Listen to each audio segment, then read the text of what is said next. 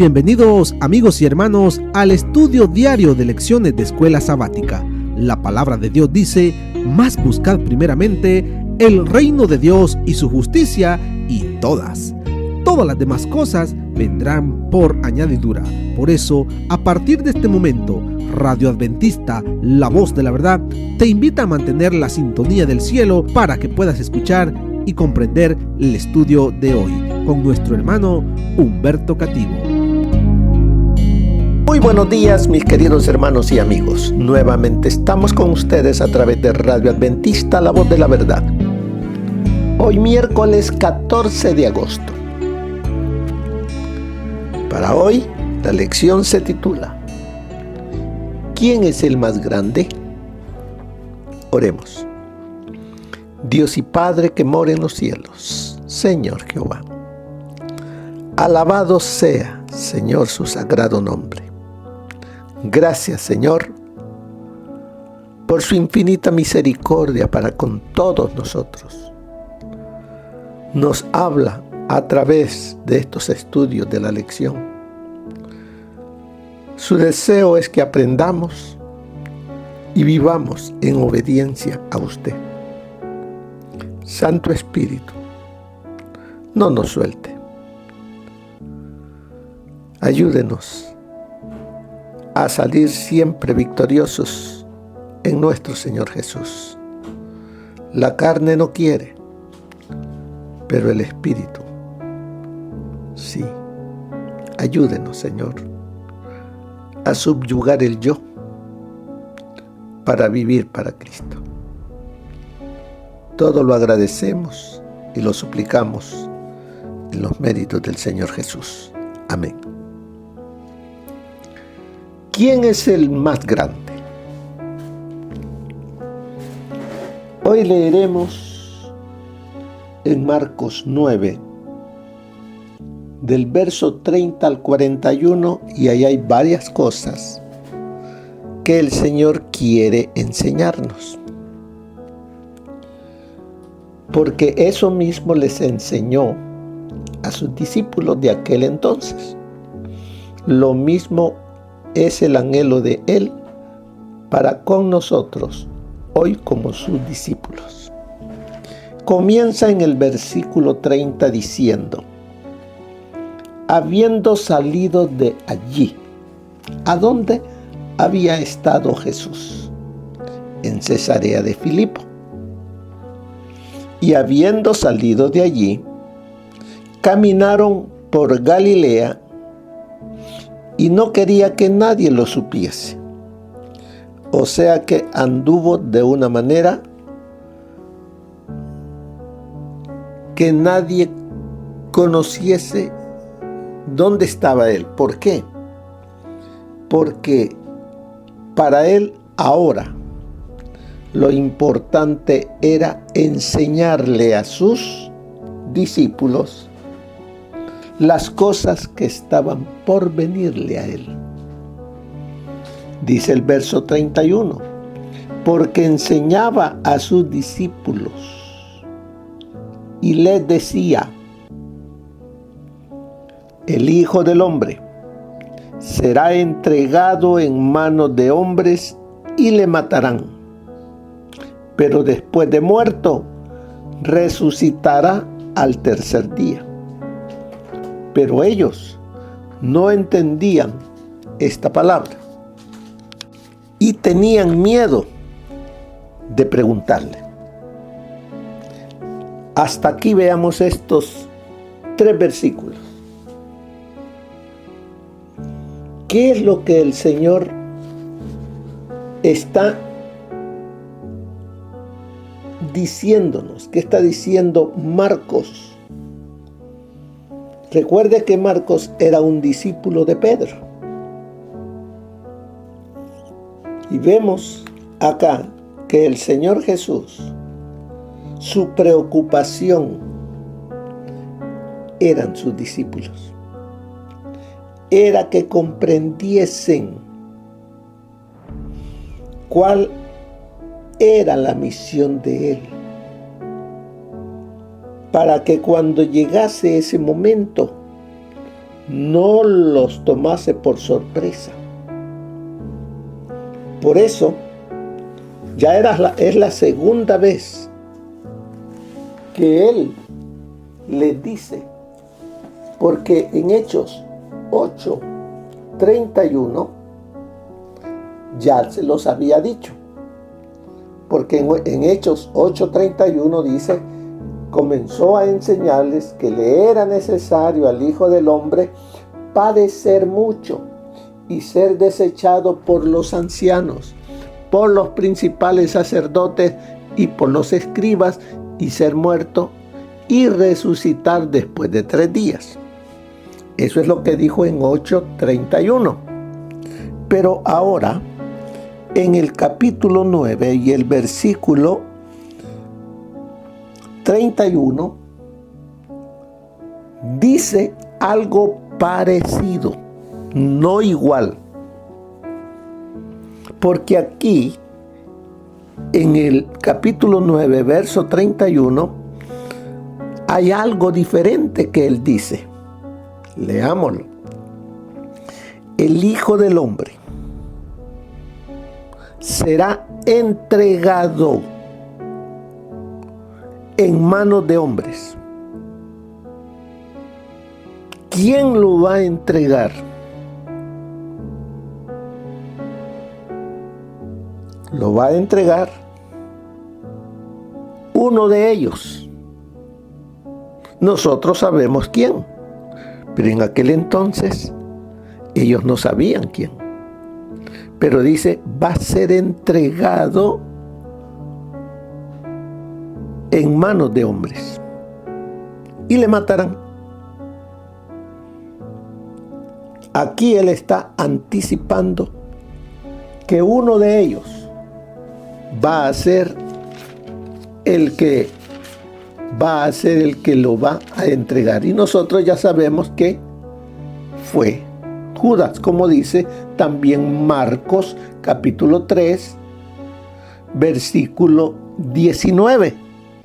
Allí dice Marcos, y Judas Iscariote, cuando está dando la lista de los discípulos, termina en el verso 19 y dice, y Judas Iscariote, el que le entregó. Y aquí el Señor Jesús está diciendo que el Hijo del Hombre será entregado. En el capítulo 8 decía que el problema que iba a tener con los líderes religiosos, los sacerdotes, los ancianos, los escribas, y que iba a morir. Pero aquí en el 9 ya está entrando él más cerca y le está diciendo a los discípulos que va a ser entregado y será uno de ellos. ¿Pero entendieron esto los discípulos? No. ¿Por qué? El Señor Jesús quería enseñarles todo esto, pero la mente de los discípulos estaba por otro lado. Ellos tenían y se habían aferrado en su mente de que ellos seguían a Jesús, al Mesías terrenal, al que iba a crear un reino, un imperio aquí en la tierra, e iba a subyugar a todos sus enemigos. Eso es lo que ellos tenían metido en la mente, y eso no los dejaba entender la palabra de Jesús. ¿Cómo está nuestra mente? ¿Qué clase de Jesús seguimos? ¿A aquel que nos va a dar todo lo que terrenalmente necesitamos? ¿Que nos va a llenar de riquezas? ¿Que nos va, que no nos va a hacer falta nada? ¿Ese es el Jesús al cual seguimos? ¿Qué va a suceder si de pronto todo lo que tenemos se pierde? Todo lo que está en el banco se perdió. El banco quebró. La economía se vino abajo y ya no tengo eso. ¿Podré seguir adelante a Jesús o fracasaré? El Señor Jesús estaba enseñándoles las cosas que estaban por suceder.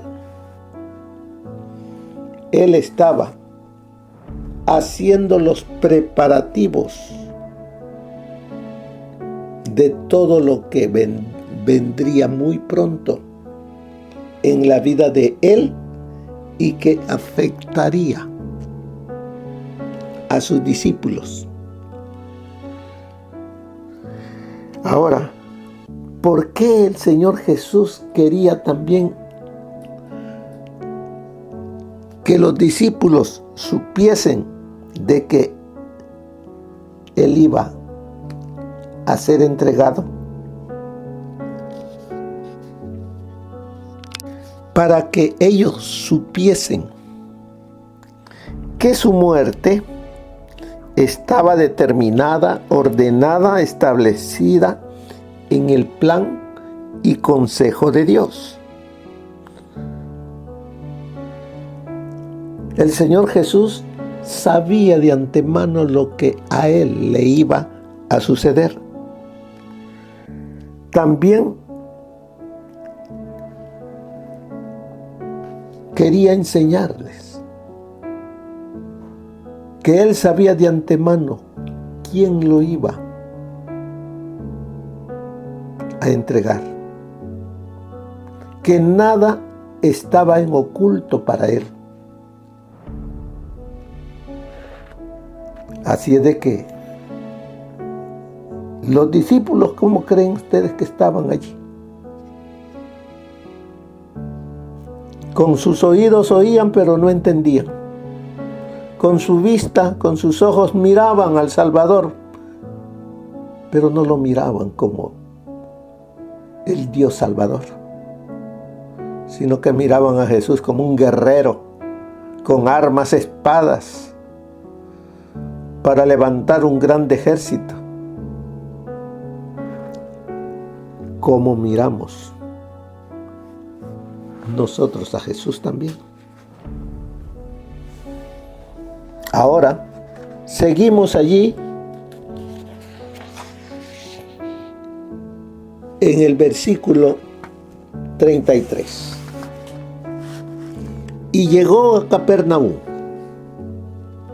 y cuando estuvo en casa, les preguntó: ¿qué disputabais entre vosotros en el camino? Recuerde que vienen de regreso de Cesarea de Filipos, han pasado por varios pueblitos, casi no entró a los pueblos, sino que lo buscó más que todo que él no ser visto. Bien, llegan a casa, llegan al cuartel de ellos, a la casa de Pedro. Llegó a Capernaum,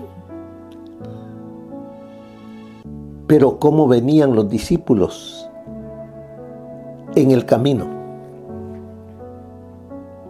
Dice que venían discutiendo. ¿Qué disputabais entre vosotros en el camino? Eso les sorprendió, porque el Señor Jesús iba adelante. Ellos se habían quedado bastante atrás para que el Señor Jesús no los escuchara. Pero ellos se habían olvidado que el Señor Jesús sabe todo. ¿Será que nosotros nos olvidamos también de que el Señor Jesús conoce todo? Y nosotros aquí en disputas. Porque, ¿qué es lo que entre todos ellos hablaban? ¿Quién será el primero? ¿Quién va a ser el primer ministro? ¿Quiénes son los que van a dirigir ese nuevo reino que va a establecer Él aquí en la tierra?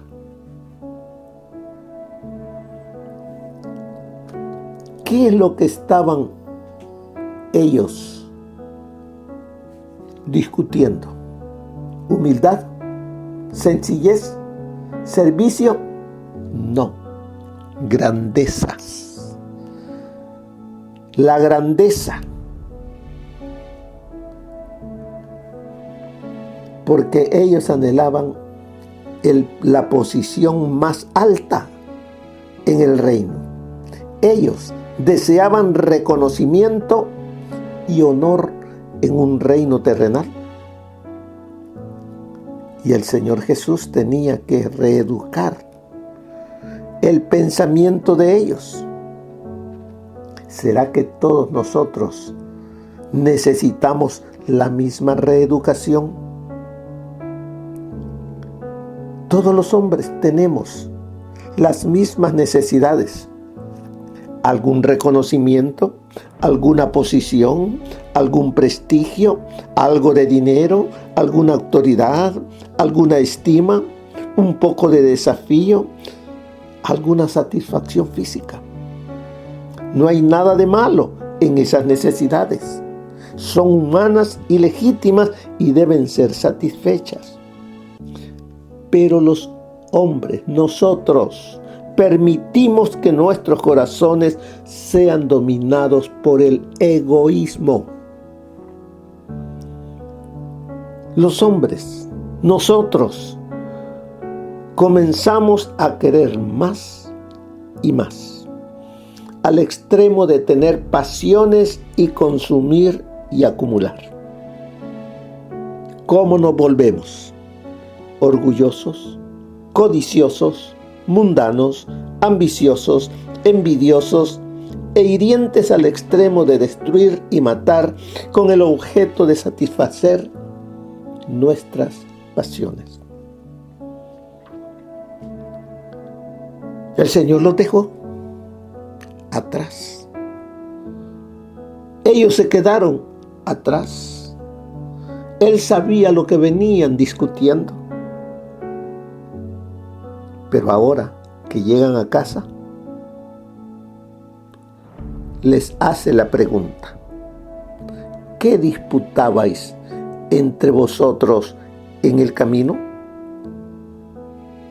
Ahora lo que el Señor se propone hacer con sus discípulos es cambiar sus vidas, reeducar el concepto de grandeza del hombre. ¿Por qué? Porque ese espíritu de grandeza que ellos buscaban no es la de un hijo de Dios, no es de una iglesia que predique a Jesús. La ambición mal dirigida es peligrosa, puede ser vergonzosa, puede llevarlo a la destrucción. Por eso, porque vemos esa ambición de los discípulos, ¿qué es lo que estaba ocasionando? ¿Qué es lo que quería Satanás hacer allí con ese grupo? Causar división.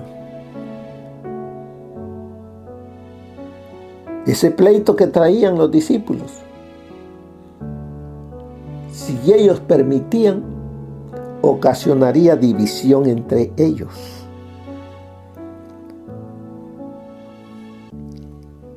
Por eso, cuando Jesús volvió a Capernaum, su cuartel general, entró al hogar que tantas veces le había abierto las puertas. Entonces, imaginémonos cómo se sentía el corazón de Jesús, mirando a sus discípulos discutir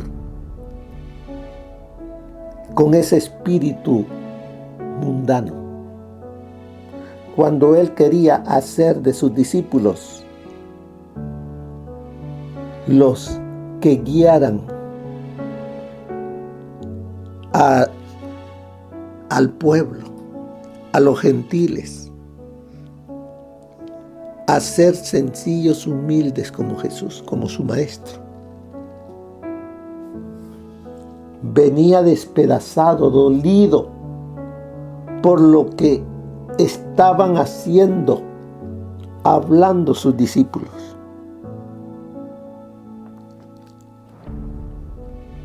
¿Cuántas veces hacemos nosotros lo mismo?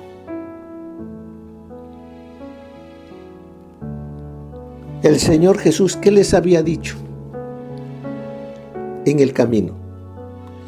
Que Él iba a morir, que iba a ser entregado, que iba a ser crucificado, que al tercer día resucitaría. ¿Les importó eso a ellos? ¿Entendieron ellos eso? No. ¿Cuántas veces nosotros, tú y yo, hemos oído de la cruz? Y cuán fácilmente nos olvidamos nosotros. Muchos han oído una y otra vez. Sin embargo, no han respondido. Y eso es algo que rompe el corazón a Cristo. Muchos hemos oído y respondido, pero siguen buscando las cosas del mundo. Es decir, poder, posiciones, riquezas, propiedades, fama. Ello también lastima el corazón de Cristo. La persona que sigue al mundo pronto olvida la cruz. Se olvida de la purificación de sus antiguos pecados. Vuelve otra vez al lodo. ¿Ha visto usted alguno de ellos? Que no suceda eso con usted. No permitamos que la ambición nos saque del camino. La ambición avergüenza al que dice ser siervo de Cristo. La vergüenza, ¿por qué? Porque llega un momento en el cual todo sale a la luz. ¿Y qué pasa conmigo? Diciéndome ser lo que no soy.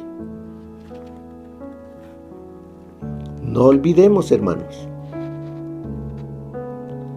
que así como el Señor les preguntó a los discípulos, ¿qué discutías en el camino? Se nos dirá a todos acerca de qué razonábamos y disputábamos al transitar por la vida. ¿Qué responderé? Toda persona será llamada para responder por sus disputas. Deberá responder tanto por sus palabras como por su vida. Así que, hermanos, meditemos en ella. Pero bueno, el Señor quiso reeducar esa ambición que ellos tenían, porque la ambición no es mala si permitimos que sea dirigida por el Espíritu Santo. Y eso es lo que hizo el Señor Jesús. ¿Está bien? ¿Anhelan ustedes algo? Bueno. ¿Qué hizo el Señor Jesús? Bueno, verso 35. Él se sentó y llamó a los 12 y les dijo: si alguno quiere ser el primero, fíjense que aquí no les está diciendo de que fue malo. Si alguno quiere ser el primero, será el postrero de todos y el servidor de todos. ¿Entendieron eso los discípulos? No. Entonces el Señor, para que pudiesen entender, tomó a un niño y lo puso en medio de ellos, y tomándolo en sus brazos les dijo: el que recibe en mi nombre a un niño como este, me recibe a mí. Y al que a mí me recibe, no me recibe a mí, sino al que me envió. ¿Qué está queriendo enseñarles el Señor Jesús a aquellos discípulos y a nosotros como discípulos? Pues bien, tú tienes una ambición, está bueno, pero enfócalo en algo que agrade a Dios. ¿Tienes la ambición de servir en mi reino? Bueno, así es de que tomó un niño en sus brazos, dice, y recibió y rodeó a ese niño, y luego subrayó su enseñanza. Dijo que precisamente las cualidades necesarias para recibir a un niño son las cualidades que deben caracterizar la vida del creyente. ¿Cómo? Las cualidades necesarias para recibir a un niño son las cualidades que deben caracterizar la vida del creyente. El creyente debe tratar a todos los hombres como trata a un niño cuando lo toma en sus brazos. Es lo que hizo el Señor Jesús.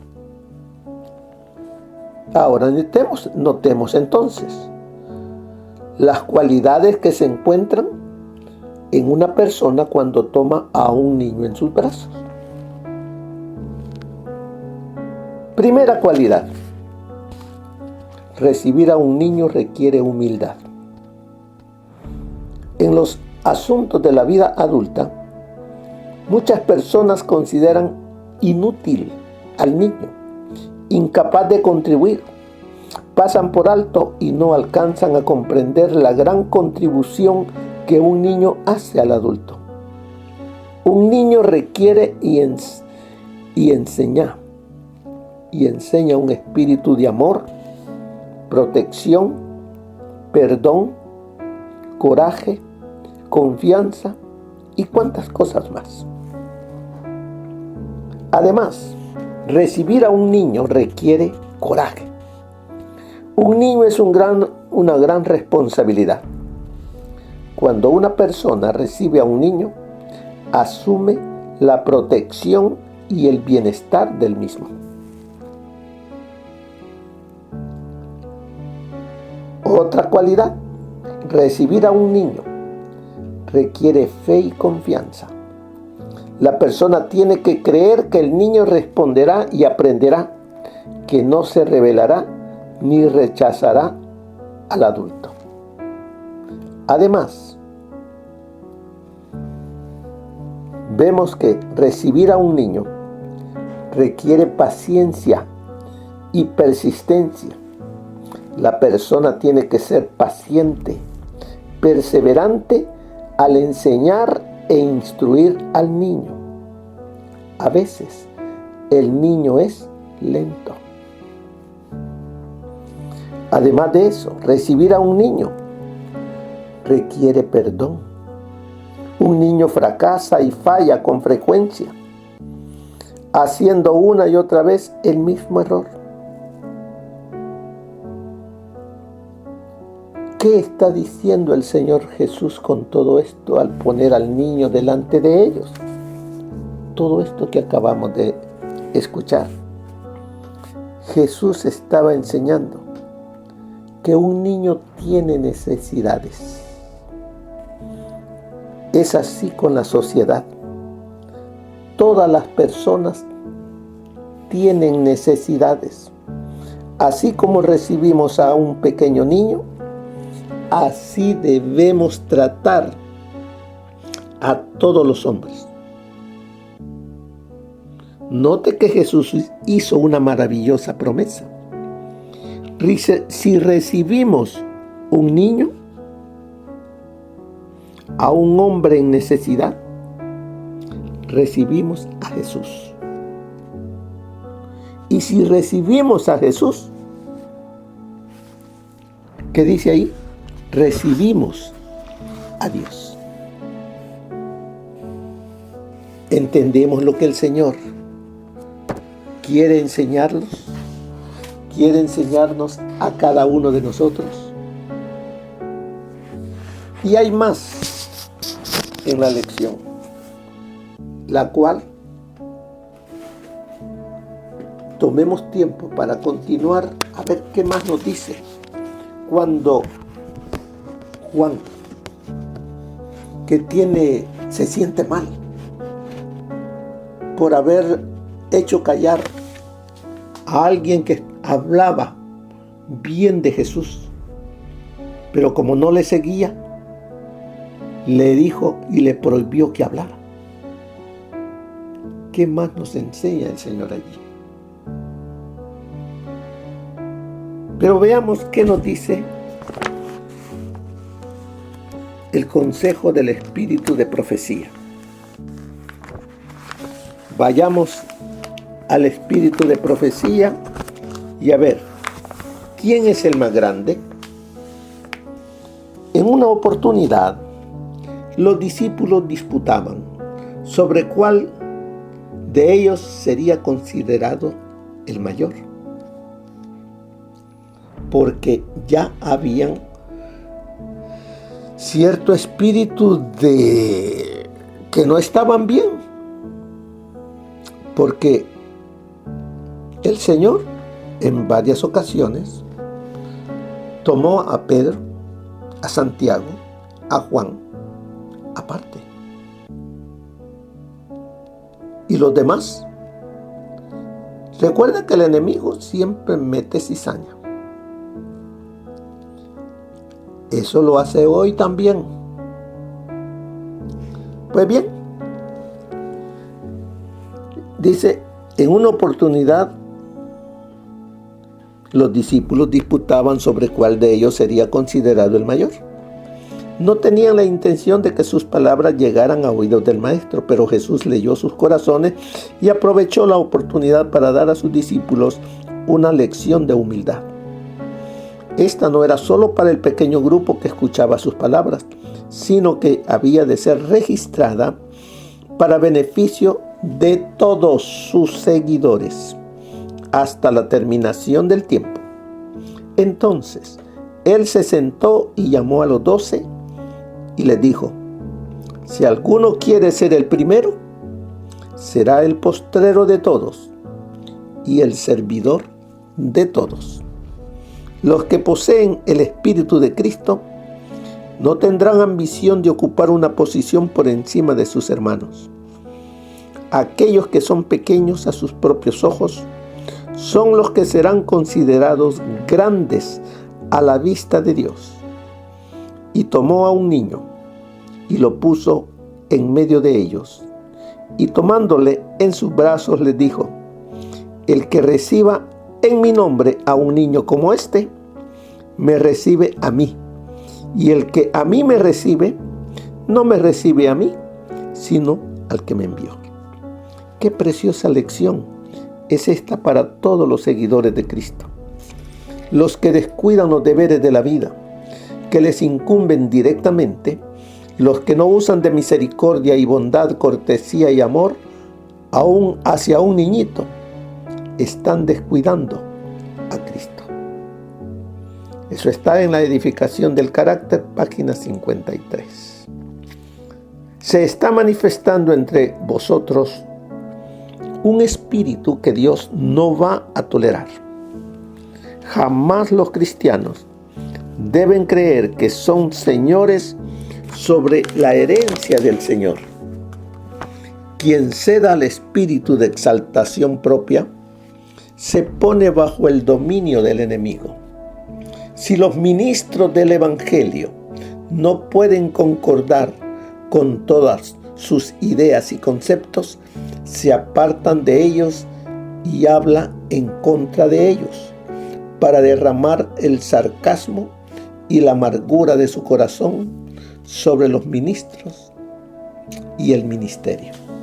Jesús nos ha dado ejemplo mediante su vida de pureza y perfecta santidad. El ser más exaltado del cielo fue el más dispuesto a servir.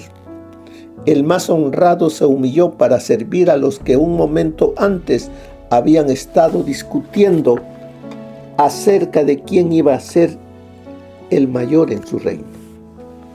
Eso se encuentra en Cada Día con Dios, página 190. Dios obra por medio de los que Él elige. A veces elige al más humilde instrumento para que efectúe la mayor obra, porque su poder se revela en la debilidad del hombre.